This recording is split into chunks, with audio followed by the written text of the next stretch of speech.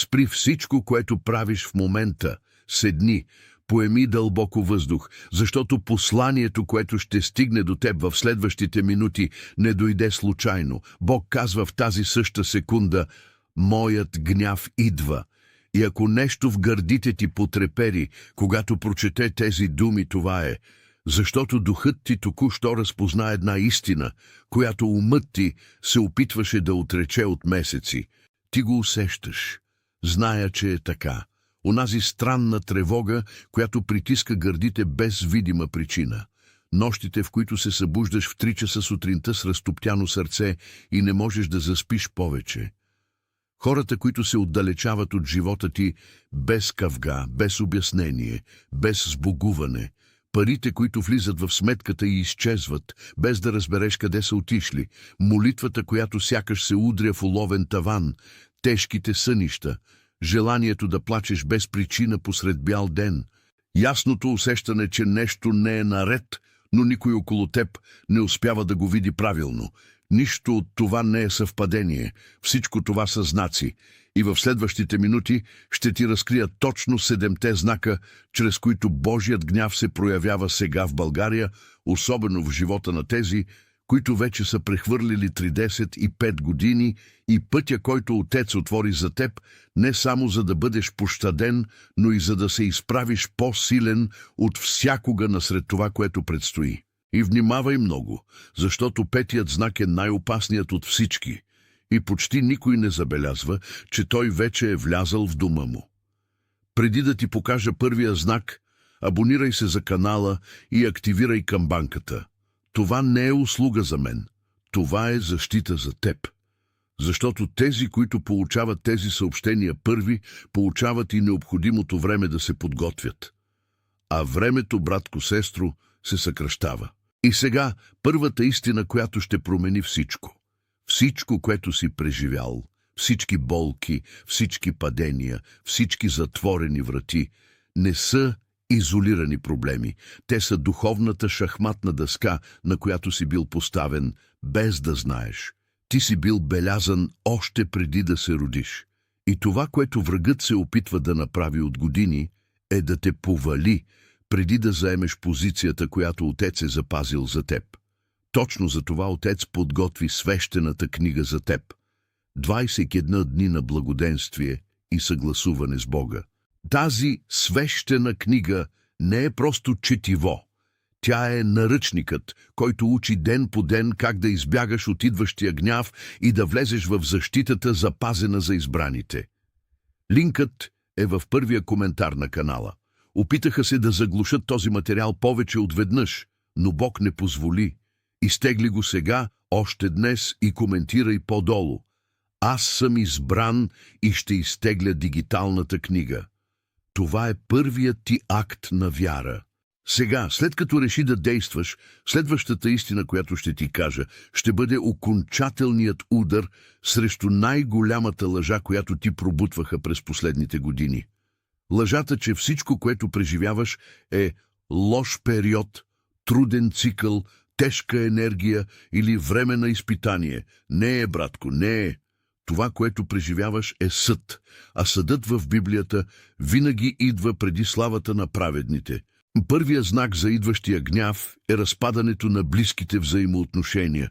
Погледни наоколо сега.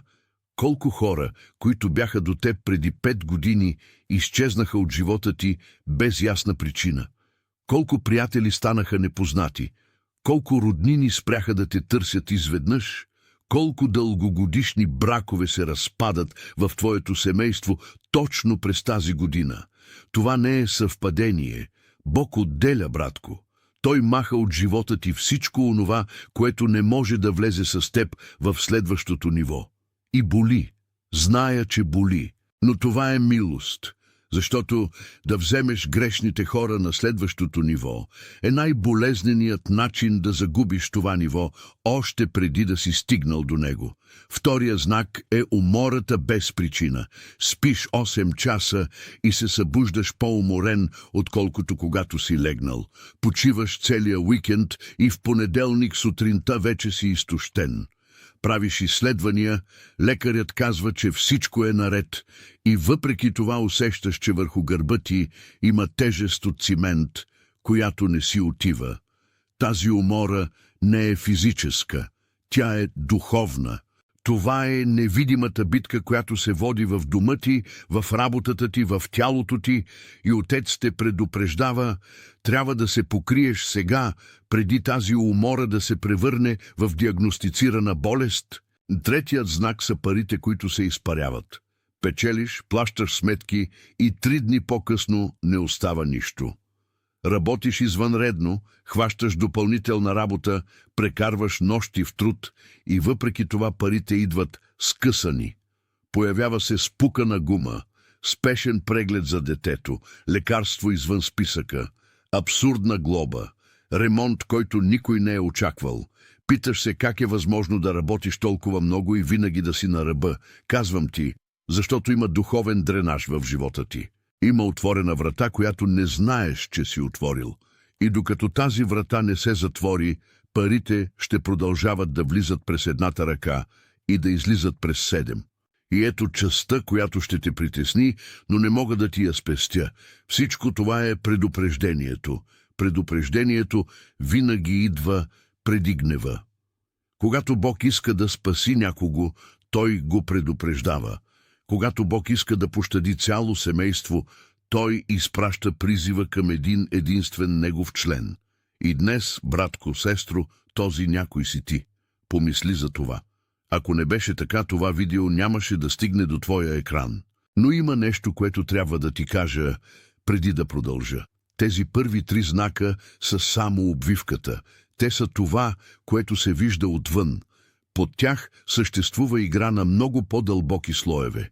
Всеки твой проблем не е просто проблем. Той е видимият израз на една невидима война, която се води заради това, кой си ти в духа. Ти не си атакуван заради настоящия си живот. Ти си атакуван заради живота, който още не си започнал да живееш, но който Отец вече е декретирал за теб. Ето защо Отец подготви свещената книга за теб, 21 дни на благоденствие и съгласуване с Бога. Тази свещена книга не е просто четиво. Тя е духовният протокол, който Отец предаде за този точен час. Всеки един от 21 дни те учи точно какво да правиш, за да затвориш грешните врати, да покриеш дома си, да изцелиш правилните взаимоотношения и да привлечеш благоденствието, което е било задържано. Това не е книга за мотивация, това е оръжие за борба. Линкът е в първия коментар на канала. Този материал вече беше премахнат от 3 платформи, защото той разглобява наративите, които религиозната система иска да поддържа за вярата, за парите, за духовната власт. Но Бог издигна този канал, за да може той да стигне до теб. Изтегли го сега, преди да го свалят отново, и коментирай подолу: аз съм избран и ще изтегля дигиталната книга. Коментирай сега с вяра и виж какво ще се случи през следващите 7 дни в живота ти. Сега, след като скрепи второто си споразумение, след като думата ти беше провъзгласена пред небето, следващото разкритие ще бъде окончателният удар срещу объркването, което врагът е посял в мислите ти. Защото 4-тият знак за идващия гняв, братко, сестро, е умственото объркване. И това е най-жестокото оръжие, което адът използва в това последно време. Опитваш се да вземеш решение и оставаш парализиран. Знаеш точно какво трябва да направиш, но не можеш да направиш първата крачка. Четеш Библията и всичко изглежда разбъркано. Молиш се и излизаш от молитвата по-объркан, отколкото си влязъл. Искаш знак и когато знакът дойде, ти се усъмняваш. Това не е твоя слабост, братко. Това е духовна обсада. Когато врагът не може да те унищожи отвън, той те парализира отвътре, защото той знае, че обърканият мъж, обърканата жена не се подчиняват. А който не се подчинява, не получава. 5-тият знак, онзи, за който ти казах, че е най-опасният, е загубата на страх от Бога. Внимавай много за това, защото е сериозно. Преставаш да усещаш тежестта на нещата, чуваш трагична новина и дори не реагираш вече. Преминаваш през ситуация, която преди 2 години би те накарала да се молиш цяла нощ, а днес само свиваш рамене и продължаваш. Усещаш, че се вкоравяваш. Хващаш се да казваш неща, които преди не би казал, да мислиш неща, които преди не би помислил, да приемаш неща, които преди не би приел. Това е 5-тият знак. И той е най-опасният, защото не боли. Той упоява, той те отнася, без да забележиш. И когато осъзнаеш размера на щетите, вече си далеч от присъствието на Отец, все още мислейки, че всичко е наред. Библията казва, че в последните дни беззаконието ще се умножи и любовта на мнозина ще изстине. Не е ли това, което се случва сега? Погледни България. Погледни своя град, било то София, Пловдив или Варна. Погледни своята улица. Погледни вътре в собствения си дом. Хората загубиха търпение, хората загубиха благостта, хората загубиха страха от Бога. И когато един народ загуби страха от Бога, Отец отдръпва ръката си. А когато Отец отдръпне ръката си, гневът идва. Защо това се случва с такава сила върху тези, които са прехвърлили 35? Сега ще ти обясня и ще разбереш много неща, които бяха без отговор в живота ти. Тези, които са между 35 и 60 години, носят 3 духовни бремена едновременно. Бремето на своето поколение по произход, бремето на собствения си избор и бремето на поколението, което дойде след тях. Твоите родители вече са направили своя избор. Твоите деца все още правят своя. Но ти, братко-сестро, си точно по средата. Ти си колоната. Ти си мостът между миналото на твоето семейство и неговото бъдеще. И врагът знае това. Затова твоето поколение е това, което най-много бива атакувано сега в България. Защото ако той повали теб, той поваля целия дом на тези, които са дошли преди и на тези, които идват след теб. Има и друга причина, за която боли да се говори, но е истина. Твоето поколение беше това, което влезе в най-много духовни споразумения, без да забележи. Споразумения чрез музика, чрез филми, чрез думи, изречени в момент на гняв, чрез обещания, които си дал и не си изпълнил, чрез семейни пактове, за които никой не ти е казал, че съществуват. Всяко такова споразумение е врата. И всяка такава врата е разрешение за съда да влезе още преди гневът да е дошъл в пълната си форма. И сега идва частта, която искам да изслушаш с голямо внимание, защото тук цялата шахматна дъска ще ти се разкрие. Всичко, което казах досега, всички знаци, всички причини са само първият слой на една много по-голяма духовна игра. Отец не изпраща гнева, защото ти е ядосан. Той изпраща гнева, защото разчиства терена за теб, за да заемеш позиция, която ще бъде невъзможно да заемеш, ако настоящите структури останат прави. Всичко, което пада в живота ти, пада, защото не е било построено по чертежа на Отец. И Отец няма да те остави да влезеш в следващото ниво с грешната къща. Той ще я събори, за да я съгради наново. И който не разбира това, страда двойно. Който го разбира, се подготвя и преминава. Точно за това Отец подготви свещената книга за теб. 21 дни на благоденствие и съгласуване с Бога. Тази свещена книга не е просто четиво, братко. Тя е картата. Тя е стъпка по стъпка това, което Отец предаде за това поколение, което е точно в средата на дъската. 21 дни са разделени на 3 блока по 7. Първите 7 дни те учат да затвориш вратите, които източват живота ти сега, особено вратите на взаимоотношенията и духовната умора.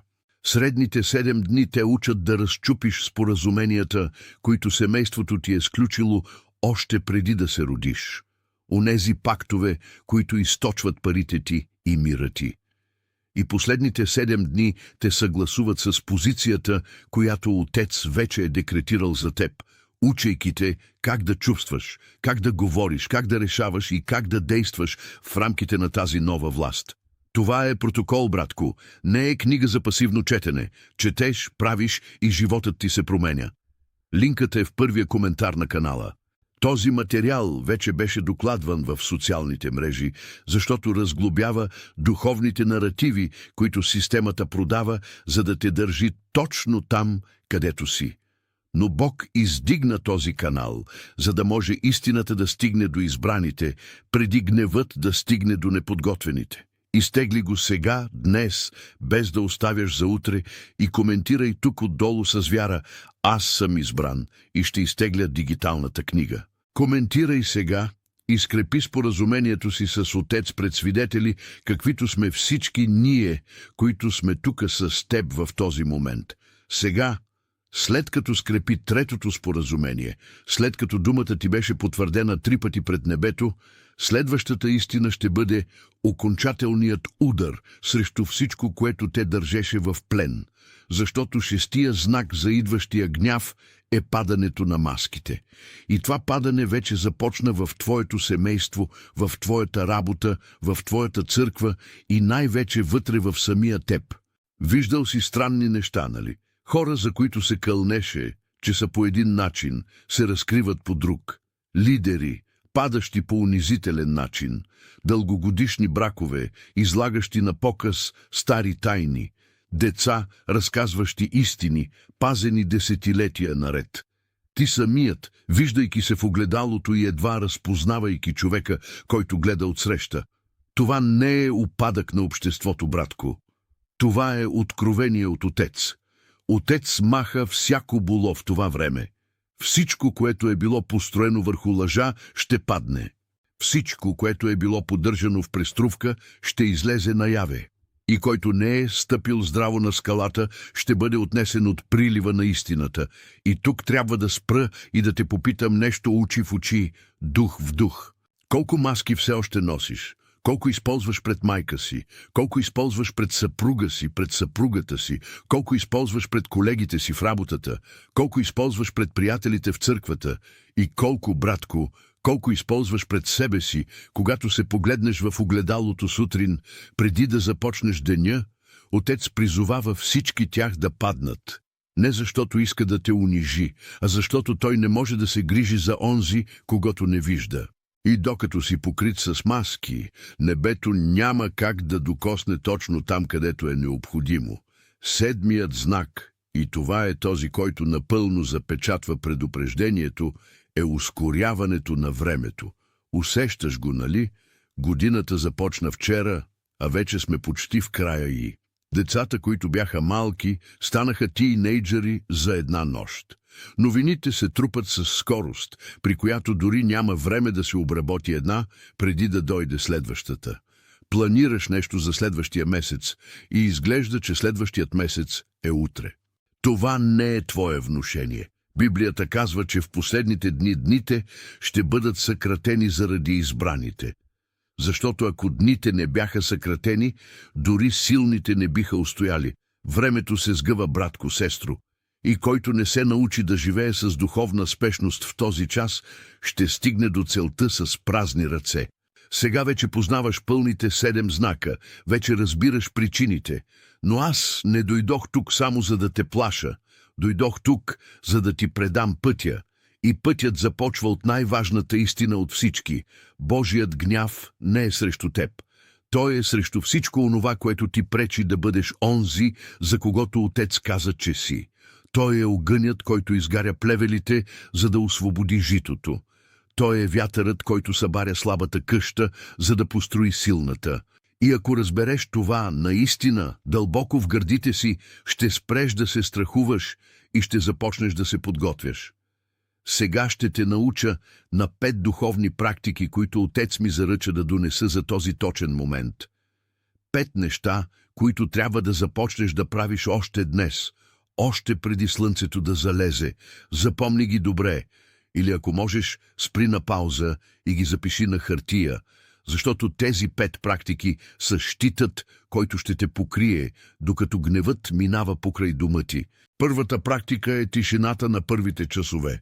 Когато се събудиш, преди да вземеш телефона, преди да отвориш социалните мрежи, преди да говориш с когото и да било в къщата, остани в тишина в продължение на 20 минути, само ти и Отец. без официални думи, без заучена молитва, само присъствие. Седаш, дишаш и казваш тихичко: „Татко, приемам те днес“, и оставаш там, в тишина, усещайки.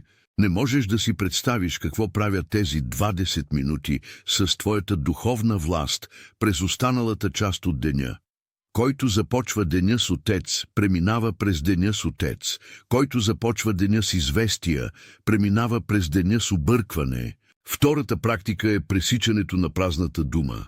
Трябва да започнеш да наблюдаваш всичко, което казваш. Абсолютно всичко.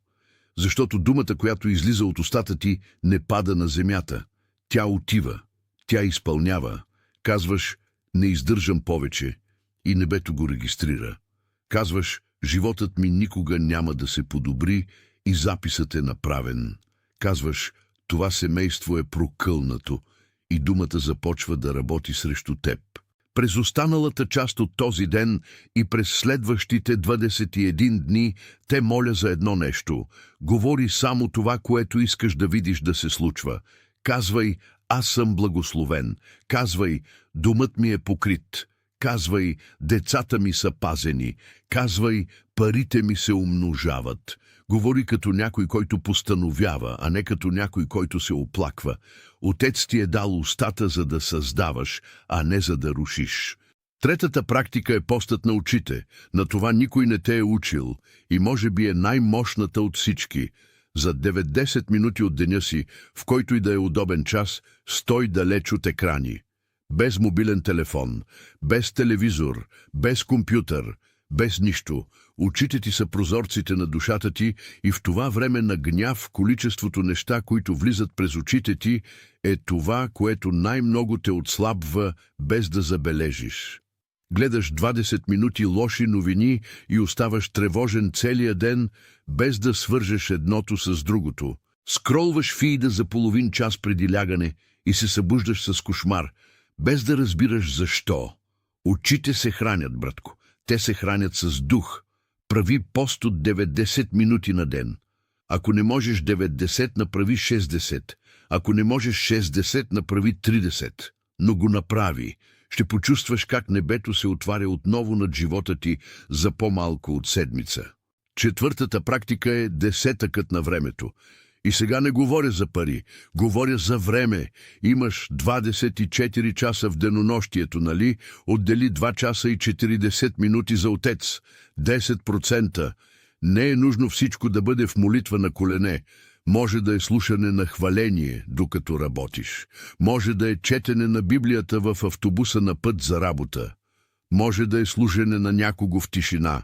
Може да е време за размишление върху Словото по време на обяда. Въпросът е: 10% от деня ти трябва да бъдат ясно посветени на Царството. Който принася време, получава време. И в този момент, в който времето се съкращава, онзи, който е принесъл време на Отец, ще открие, че все още му остава ден, когато другите вече нямат часове. Петата практика, и тя е тази, която запечатва всичко, е актът на обожание преди сън. Преди да легнеш прав, погледни нагоре и кажи на глас, макар и тихичко: „Татко, предавам ти този ден. За всичко, което направих правилно, ти благодаря. За всичко, което направих грешно, те моля за прошка. Всичко, което опитаха срещу мен, предавам в твоите ръце. Спя покрит, събуждам се покрит. Аз съм твой.“ И си лягай. Не можеш да си представиш как това просто обожание разчупва цикъла на тежките сънища и отваря цикъла на разкритите сънища.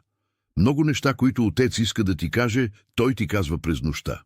Но те стигат само до онзи, който спи покрит. Зная, че чу всичко това и усещаш нещо различно сега. Може би облегчение в гърдите, може би желание да плачеш, може би онзи мир, който не си усещал отдавна. Това е Отец, който те докосва, докато говоря. Няма друго име. Това е Той.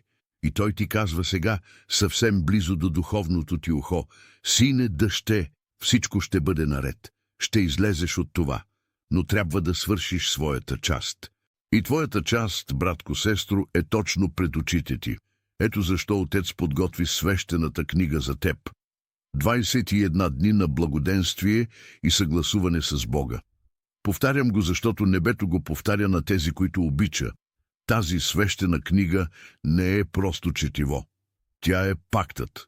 Тя е пълният протокол на всичко, на което току-що те научих, организирано ден по ден, практика по практика, молитва по молитва, декрет по декрет, в продължение на цели 21 дни. 21 дни е библейското време за разчупване на духовна блокада. Даниил пости 21 дни преди ангелът да успее да премине през духовната война и да стигне с отговора. 21 дни е времето, което Отец използва, за да пробие онова, което е заседнало в живота ти. Тази свещена книга учи точно какво да правиш във всеки един от тези 21 дни. Първите 7 са за дълбоко пречистване. Ще се научиш да идентифицираш и затваряш всички врати, които източват дома ти днес. Думите, които си изрекал и които са разрешили грешното. Споразуменията чрез музика, чрез филми, с хора от миналото, за които дори не помниш, че са съществували. Семейните пактове, дошли от твоите баби и дядовци, а преди тях от прабабите и прадядовците ти. Всяка врата има своето точно затваряне. И свещената книга ти предава това затваряне в точната мярка, в точния ден. Средните 7 дни са за разчупване. Разчупване на проклятия, разчупване на стари пактове, разчупване на думи, изречени срещу теб от хора, които дори не подозираш. Ще се научиш да се отричаш от всичко онова, което е било направено върху твоето родословие без твое съгласие. Има неща в живота ти днес, братко, сестро, които се случват заради нещо, което прабаба ти е направила. Това не е несправедливост от страна на Отец. Това е духовен закон. И свещената книга те учи да използваш духовния закон в своя полза, за да разчупиш всичко това на кръста, без да е нужно да носиш нито ден повече това бреме, което не е твое. Последните 7 дни са за изграждане, защото не можеш само да чистиш и да рушиш. Ако изчистиш къщата и не построиш нищо ново на нейно място, онова, което е било лошо, се връща с 7 по-лоши. Затова последните 7 дни от свещената книга те учат да изграждаш новата идентичност. Как говориш, как решаваш, как се справяш с парите, как благославяш семейството си, как се позиционираш пред Отец, как заемаш новата си духовна власт. Това е новия живот, който се очертава заедно с теб в твоя ритъм, но с стъпките, които небето диктува.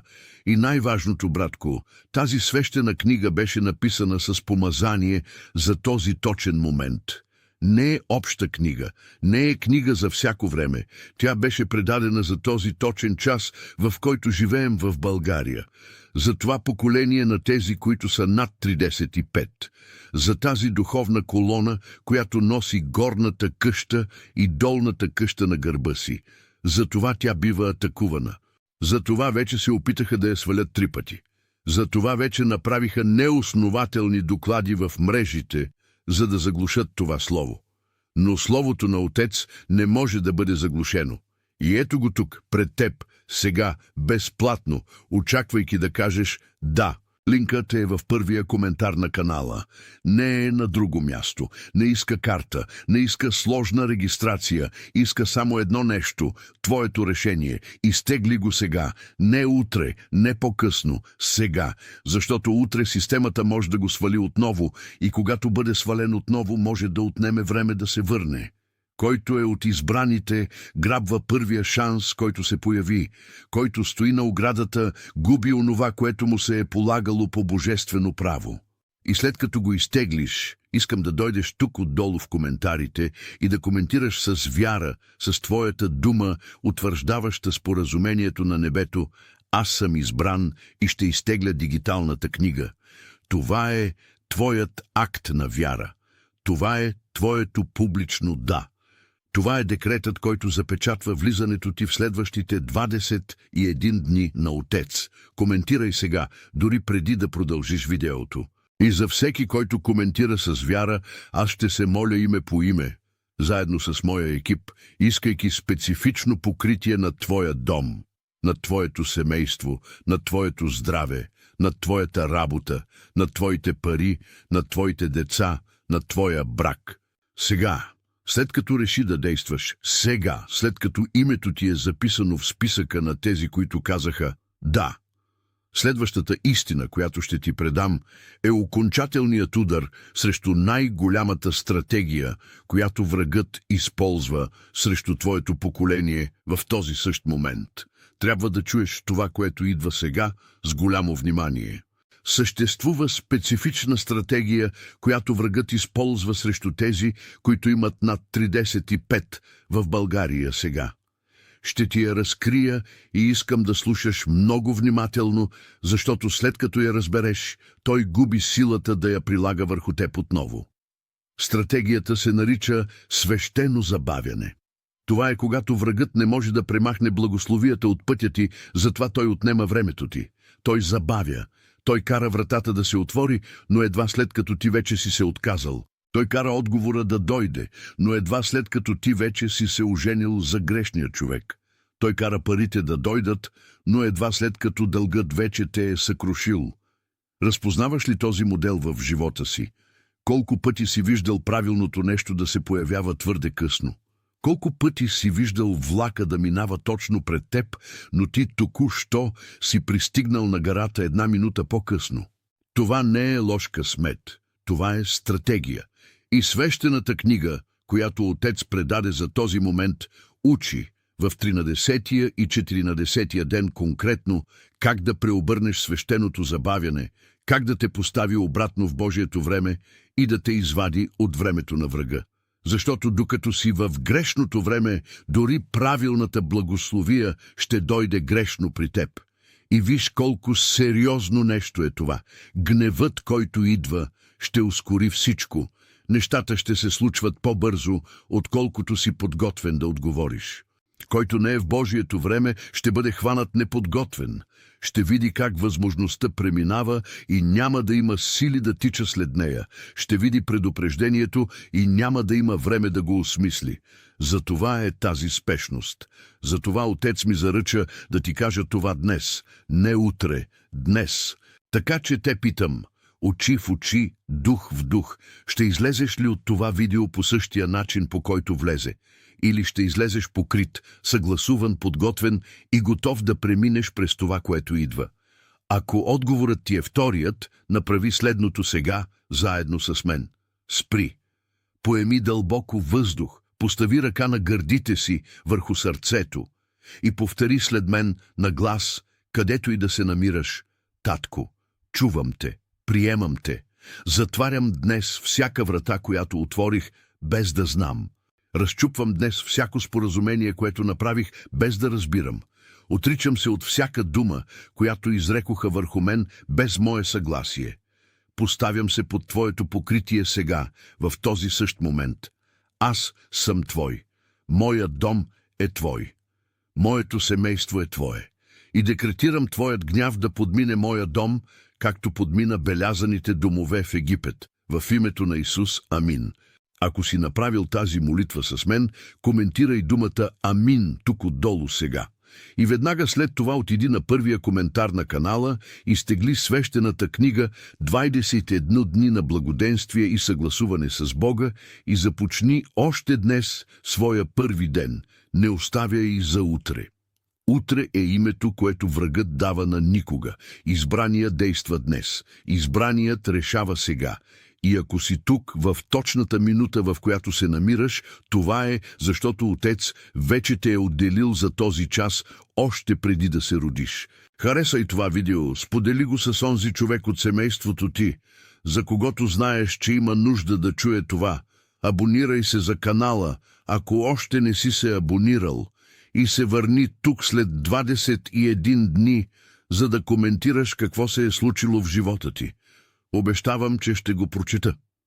И обещавам, че ще се моля за теб поименно, защото Отец покрива онзи, който дръзва да вярва, а ти, братко, сестро, току-що дръзна.